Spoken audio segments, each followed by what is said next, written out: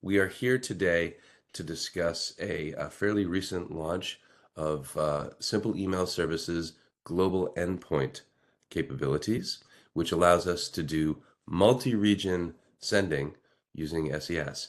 And today we're really fortunate. We've got two major experts in the field of SES. I'm Zip. I'm a specialist solution architect. I work very closely with both Sam and Toby. You can see what we do there. Um, and we are going today talk about this new feature that enables multi-region sending of SES, which is tied into resiliency and low latency and predictability. I'm going to hand it over to Sam to talk a little bit about Simple Awesome. Email Service. Okay, well, we'll get into global endpoints shortly and all the goodness we've been doing to increase the reliability you can expect from the service. Before we start talking about reliability features, we like to baseline where things are at so you understand what you get out of the box versus what is optional. So just want to start introducing Simple Email Service for a minute. This is obviously a massive, what we call an ESP or email service provider. It was launched in 2011, handles email sending at hyperscale. We regularly process over 1 trillion messages a year, obviously billion plus per day. And some very large names out there are sending their emails through SES. Whenever you get some of the notifications from Netflix, it's actually coming from us, some things like that. So this is a service that is built for incredible scale. It was built with hyperscale natively because it was originally rolled to handle the outbound traffic from Amazon email. Has some very interesting burst performance characteristics as well. We handle all the email for Prime Day with Amazon Retail, billions of emails a day, and that's just one customer right alongside all the other customers we handle regularly and predictably. And we do so with incredibly good reliability. If you think in the practical reality of sending email at scale is such that even in the best circumstances, exceeding 99% delivery is extremely hard just due to variations in contact list content. And we hit 99.23 with Amazon Retail on Prime Day. So really just an incredibly robust service end to end. Yeah, and I think we all appreciate the service. There's probably no one on this webinar who hasn't received an email that originated from SES. Now, we're going to be talking about multi-region capabilities, but I think it's really important, and Sam had mentioned what you get out of the box. I think it's really important to talk about the reliability that already exists by virtue of AWS's design of our regions.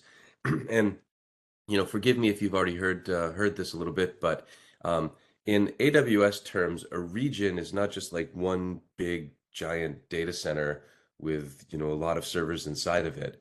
For us, a region is made up of multiple availability zones. So you couldn't like just drive to a region. You'd have to be driving around that region. Availability zones are typically separated. The joke that we tell is they're separated far enough apart so if Godzilla were to land in US East 1 and Godzilla were to stretch his or her legs out and try to stomp on another one of the availability zones that make up the region, that would be impossible. They're separated by enough distance so that some sort of a, God forbid, natural disaster might take out one availability zone, but it's going to leave the other availability zones fully operational in the region. So the availability zones, the region made up availability zones, enjoys just some built-in high availability and resilience, and SES is built on top of that high availability and resilience. So if you're using SES and you're using a single region, which probably most of you are, you've already got a very high degree of resiliency just right there in the region. And that is really, really important. So if you're thinking, oh, I want to make sure my email sending is resilient, well, it already is, right? And most of you have experienced that in the day-to-day operations of the service, right? But our CTO, Werner Vogel says that everything fails all the time. Don't panic. We don't mean everything in the region fails all the time. That's just a concept that you have to be built for resiliency because you have to expect the unexpected.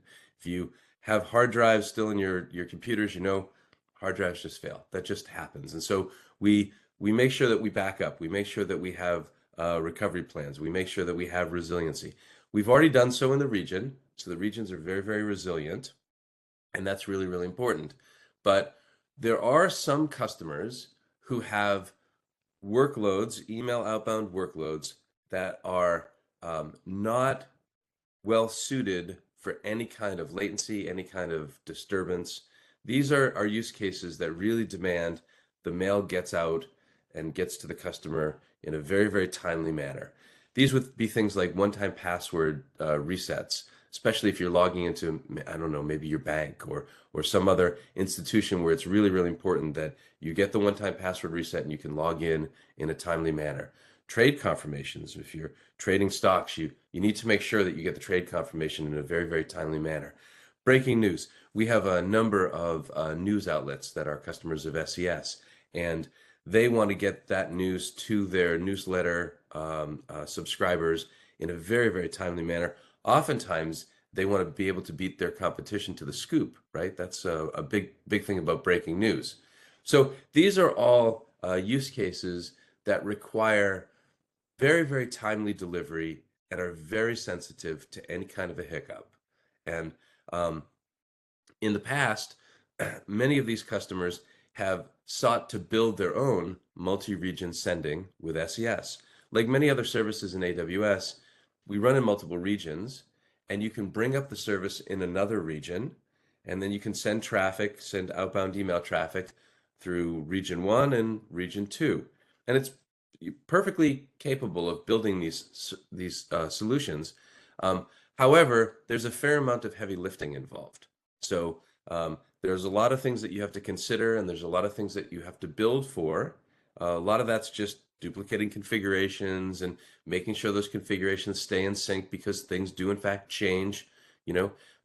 But then it's also things like how do you monitor the health of uh, your primary region, and how do you determine that the primary region has some sort of an impact, some sort of a degradation that would warrant moving traffic over to your other region. So that's we have customers that have tried to build like health monitoring and figure out if there's any kind of an impairment in their primary region. Should they start sending mail to the second region? When should they go back to their primary region? So those are definitely issues. And then email is a little bit unique in that there's something called reputation in email. And reputation in email is basically like, do the downstream providers of inboxing, Gmail, Yahoo, AOL, all these others, Microsoft, do they trust where the mail is coming from? And that's something called reputation. It's a fairly complex subject in email sending. But reputation is often tied to where the mail is coming from. And, even though everything's domain based, a lot of times it really filters down to the actual IP addresses. Where is that mail coming from? And that's called reputation, and it's based on warming up the IPs and making sure the IPs are trusted. You can't all of a sudden flood emails onto a single IP and expect that those emails are going to be delivered in a timely manner because the downstream providers may not trust where that mail is coming from. So being able to warm the email, warm the IP addresses, being able to monitor the health, knowing when it's time to switch over, knowing when it's time to switch back, those are all things that are kind of gray area. And customers have built this infrastructure themselves and done so successfully. But in talking with those customers, it became clear that we could probably do this in a way that was much less effort for our customers. And those of you who have followed along and are AWS customers, you know that a large percentage of what we do in our services in terms of new features and functions come directly from customer feedback. We sat and talked with customers that were doing this or wanted to do this. We talked about the pros, we talked about the cons, we talked about the things that they were trying to avoid, and the things that they'd like us to take over on their behalf. And we built this global endpoint solution. So I'm going to go ahead and turn it over and let my experts explain a little bit what's going on here. Great. Thanks, Zip. I appreciate the run through of the complexity. The previous slide illustrates certainly what we've seen over the years with ambitious customers. And they, as you said, they've made it work. But there's another factor to consider, which is all that complexity. It's tricky to keep track of all the human factors that keep it all running. Yeah. One of the great advantages of using AWS for infrastructure as a service or infrastructure as code is that a lot of the sort of traditional mechanisms that are, ultimately dependent on people remembering things or people being in the right place at the right time are a bit fragile. You might have somebody who's late for work. You might have somebody who doesn't record a password update or a passphrase change in the right location. And all of a sudden you end up with a potentially a bit of a house of cards problem, where there's a blocking dependency on something, and for whatever reason, the one place where that knowledge exists is not available. So we really had two goals in defining global endpoints. The first was, as you said, simplifying the actual technical complexity to the point where it was available to any customer, not just the ones that could invest in building out, a fairly complex solution themselves. But the second goal was really to eliminate the need for ongoing manual care and feeding of this solution.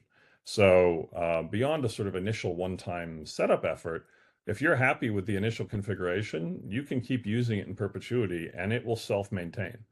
So that's a big advantage. And we really do emphasize that, the customer should consider this a small initial effort for setup, but with continuous residual benefits.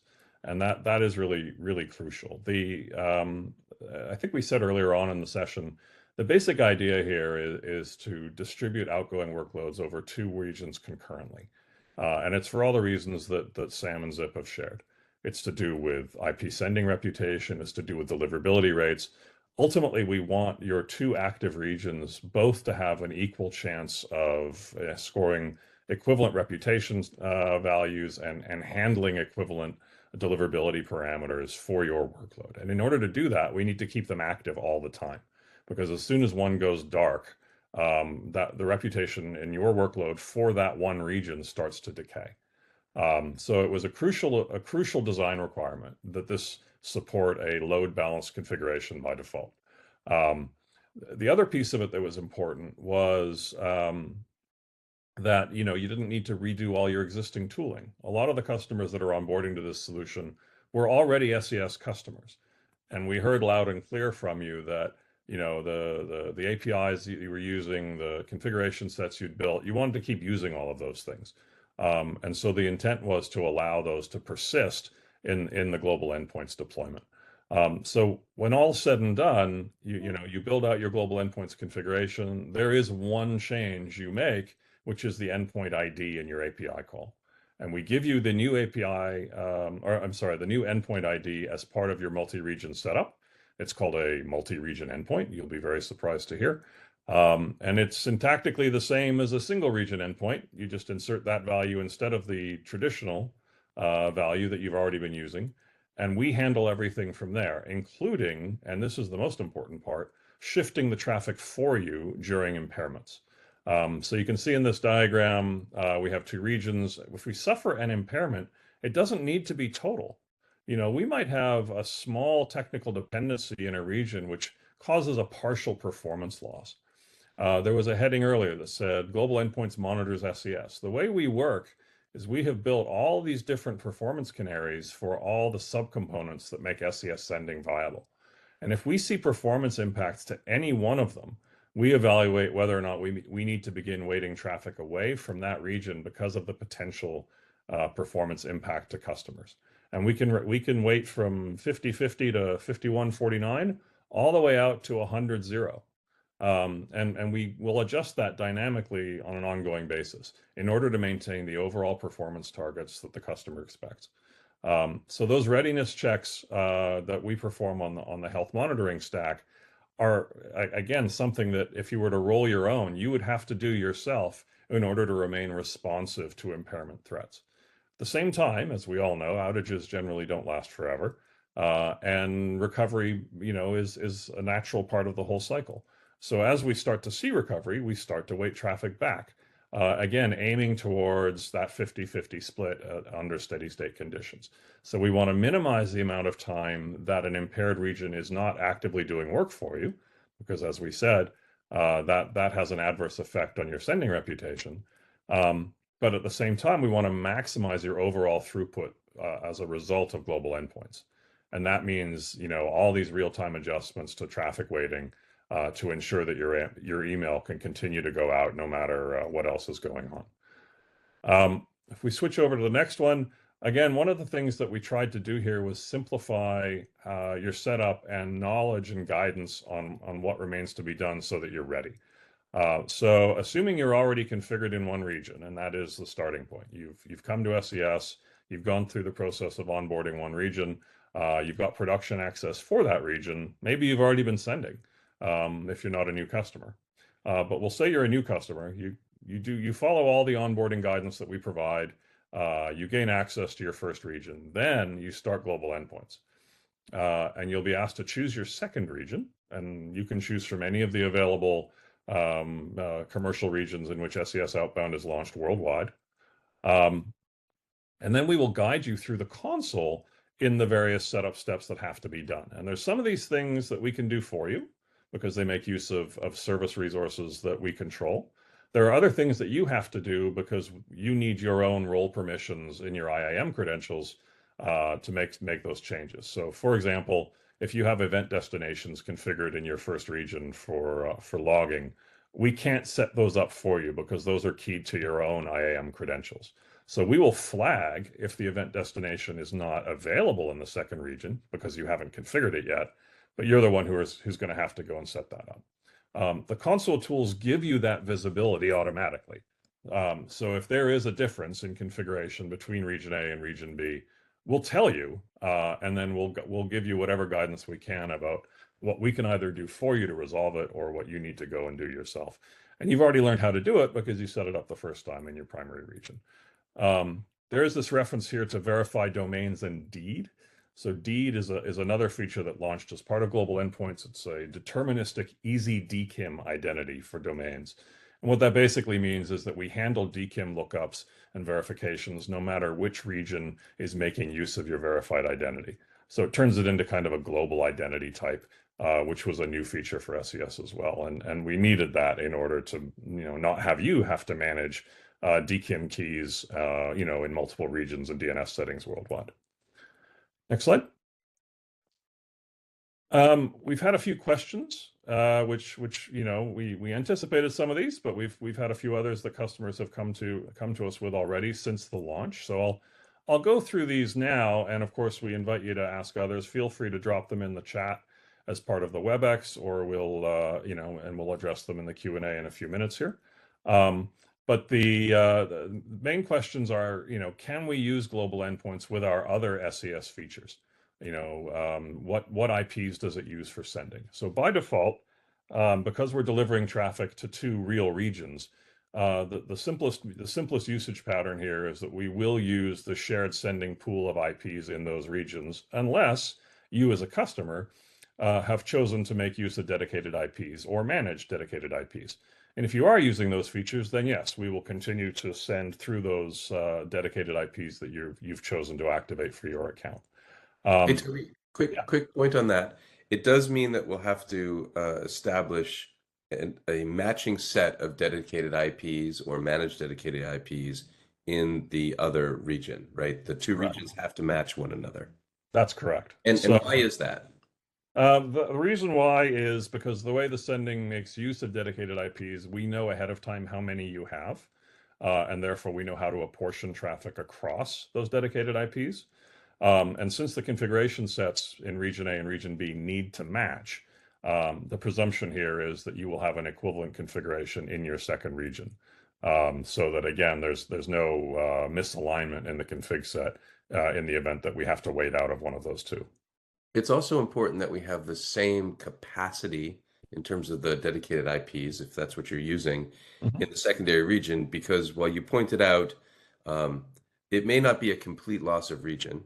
It Mhm. may not be a complete impact. It might be a minor impact where some of the traffic needs to go. Yep. But Global Endpoints is designed so that if we lost an entire region, as unlikely as that is, 100% of the traffic could shift over to the other region.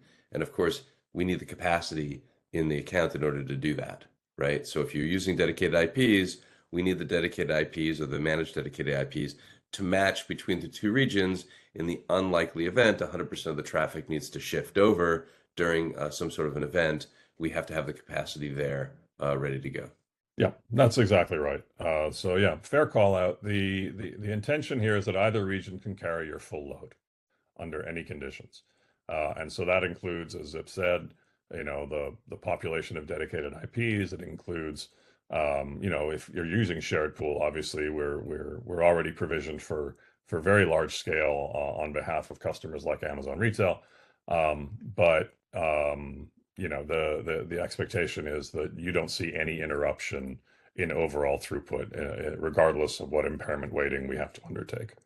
Since we're talking about waiting, can we talk about question 4, which I've taken a couple of times from customers, and that's, gosh, I really love the West. Can I send 90% of my traffic through US West and 10% of my traffic through US East until there's an impairment? Like, can I turn my own dials? And the other context in which that question has arisen is, can I simulate a regional failure? Mm. And it's that second permutation, which is what we will eventually address first, the ability to do controlled testing. But at the moment, no, you cannot modify the split under steady state conditions. We default to 50/50, and that is the shared experience that every customer will have. We do intend to enable controlled testing behaviors, and under those conditions, you'd be able to, as you said, turn the dial a little bit to simulate partial or full outages and see the effect. Thank you. Item 2 and 3 are around monitoring. Mhm. So, of course, Virtual Delivery Manager, VDM, is one of our optional monitoring technologies. Is VDM compatible with global endpoints? It is. I'll invite Sam to talk a little bit about VDM in case customers are unfamiliar with it, and then we can come back to how it works with global endpoints. But so Virtual Deliverability Manager is what we call an add-on product. It's something that you can choose to use if you wish. It's pay-as-you-go pricing, so you can turn it on whenever you need it. Basically, it is an advanced analytics and recommendation tool set that helps you understand your deliverability posture and performance. And so this is a great way to go in and visualize how effective your sending is, what's your delivery rates, what are your engagement rates as far as opens and clicks, and look at it with the appropriate granularity and be able to slice it as appropriate. Also very powerful for troubleshooting. You can go in, you can see exactly what's happening with every email you send, see what's coming back from mailbox providers, get all the rich insights you need to be able to optimize your sending to increase your deliverability and your ROI on your sending spend. That being said, VDM works with global endpoints. You're able to use VDM in each one of the regions where you are sending, as your sending is automatically moved between regions, and you're able to track all the information related to your deliverability performance, troubleshoot issues, optimize and increase your deliverability rates. Yep, perfect. The other important point here is we do continue to deliver VDM results per region. And we do that deliberately so that you can analyze performance in your chosen 2 regions of your global endpoints configuration. And you may come and decide, you know what, I chose one region in the United States and another region in Europe, and maybe I should have 2 regions in the United States because predominantly my recipients are English language, and I'm going to see a little bit higher deliverability overall because there's not going to be the potential for the end user language mismatch expectation mismatch. So little things like that are again innately capable within the tooling we offer. So that is very much by design. There's a reference here to monitoring event destinations. Again, we do support all the standard monitoring tools that are available in single region use. They are also configured per region so that you can compare. And for those of you who are more advanced CloudWatch users, you'll have the ability to build aggregated views if that's something you'd like to do. All the data is labeled per region, so you can consolidate those flows and then build combined dashboards if that's something you'd like to do. The Global Endpoints feature makes use of API-based sending today, API v2 specifically. So for customers who are still using the older API or who are using SMTP sending, we hope this will provide an attractive inducement to switch over to API v2. And if you do have use cases where, for example, SMTP-based sending is a crucial requirement for your global endpoints plan, we'd certainly like to hear from you about how that's going to work and talk to you about, you know, ultimately how we can best accommodate that. But the way the distribution works right now with the integration with the global identities and some of the other parameters, using the API streamlines that significantly compared to the SMTP client. Final part with regards to pricing. Much like Sam said for VDM as an add-on capability to core sending, Global Endpoints is also an add-on capability. So you'll continue to pay the standard sending costs. The public price for those is 10 cents per thousand messages. The Global Endpoints feature, when you use it, adds a 30% surcharge to that sending for the increased reliability and resilience that comes from making use of this feature. It's important to stress, I mentioned earlier, in order to invoke an API call with Global Endpoints, you simply substitute the multi-region endpoint ID into your API syntax. You can continue to send single region for different workloads if you want to. Your two configured regions will both work as single region SES sending destinations. So you're not obligated to switch all of your traffic. So in that list of content types that Zip showed earlier as examples, you may have some workloads for which, you know, the timely delivery is the most crucial parameter, and others where it's less important. And so you retain that flexibility to pick and choose which of your outgoing jobs use global endpoints and which ones do not. So I want to double click down on that a little bit if you don't mind. So the concept here is when you enable global endpoints, you get a new endpoint ID, Mm-hmm. right? And if you're using the API, the V2 APIs to send, which is a requirement for global endpoints, you have now two, actually probably three endpoint IDs. That's right. The region that you're currently using, the new region, Mhm. and the global endpoints. That's And correct. you can use any of those three. If you use a single endpoint ID, you're going to be sending through that region. Mm-hmm. If you use the global endpoint, you'll be sending through the what did you call it? MREP? The multi-region endpoint, the MREP. Multi-region endpoint. MREP. Yes, Yep. MREP. Sounds like what we do at the gym. As many reps as you can. So if you use the global endpoint, it's going to go ahead and do the global endpoint fan out, right? So you don't have to incur that cost as you mentioned for those use cases that are not sort of, if you call it mission critical, right? But for those use cases that are, you'll be using the global endpoint. That's right. The only caution we offer is to remind folks that you should keep both of your regions active to some greater or lesser degree all the time. Again, in the interest of maintaining deliverability and sender reputation for your particular workloads. But within that, there's sort of fair play to make use of any permutation of IDs you need to for your subsets of your traffic. Great, great. Okay. So I cannot see if we've got questions come in from the audience. Maybe one of you folks do. No, no questions from the audience yet.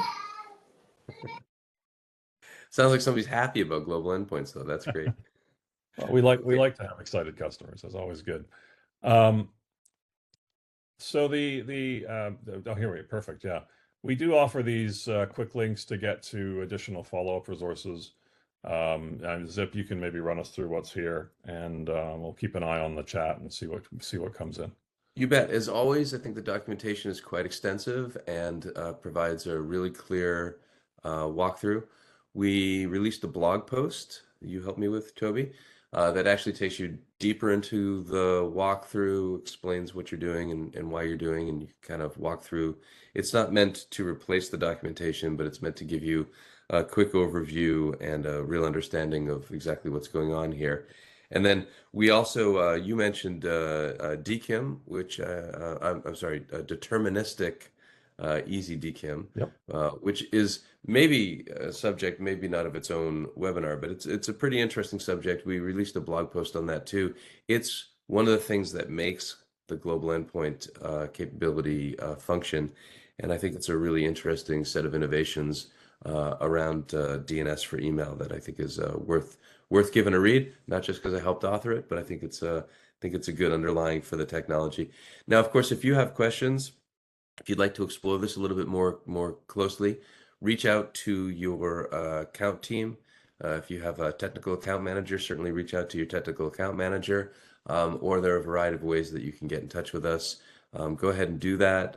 Indicate that your interest is in global endpoints, and we'd be happy to sit down and talk with you, figure out if it's right for you, figure out what the implementation plan would be. As Toby mentioned, it's relatively easy. There's a little bit of planning that you might need to do specifically around event monitoring. Where do you want to land the event monitoring, and maybe some of the permissions. But other than that, it's really mostly a console click through and then a little bit of manual configuration, and you're off to the races. So, well, that's great. I want to thank both of my experts, Toby and Sam, for joining me today. I know that everybody's really busy, so we're going to give you back a little bit of time. Hey, sorry. Hey, Zip, sorry. We do have a question Oh, from, good. Okay. if we can take one. So Sure. the question is, why keep both regions active if email reputation is associated with sending IP and sending domains, both of which would carry over into the secondary region? Sam, do you want to speak to that? Not everyone uses domain reputation only. IP reputation is specific to individual regions. So it's a very complex landscape that varies not only by mailbox provider, but by day of the week. So you really have to kind of keep your head around both ideas. Your domain reputation will follow you wherever you go. Your IP reputation is limited to where you are sending from. And one of the reasons we chose to use the default configuration we did with splitting across two regions is to maximize the amount of warmed up IP-based reputation capacity you have available, so that in the case where you do have a failover, you're much more likely to be able to handle as much of the load as possible through a single region. So in short, the answer is somewhat nuanced. It's that you have to consider both, and this solution is designed to take that into account. Yeah, and to that point, gosh, we sure wish it was all domain-based. It would make all of our jobs a whole lot easier, but that's determined by the downstream email service provider that's delivering to their inboxes. And IP addresses still remain a critical function of determining whether or not to deliver mail, hence the 50-50 split and keeping those IP addresses warm. Okay. Great. Okay. That was the only question. Super. Thank you. Thank you, disembodied voice of Preeti. So again, you go ahead and reach out to your account manager, to your technical account manager if you have one, or there's a variety of different ways you can get in touch with us, including like AWS Post or any of the other ways to contact us. LinkedIn. A lot of us post to LinkedIn, and we will be very happy to help you identify whether or not Global Endpoints is a good use case and how you go about doing it. So for that, I'm going to say thank you very much. I think we're going to see you again next month. We're going to try to keep up the monthly cadence with interesting information around SES and other email services from AWS. So thanks very much. Have a really productive day. Bye. Thanks, everyone. Take care.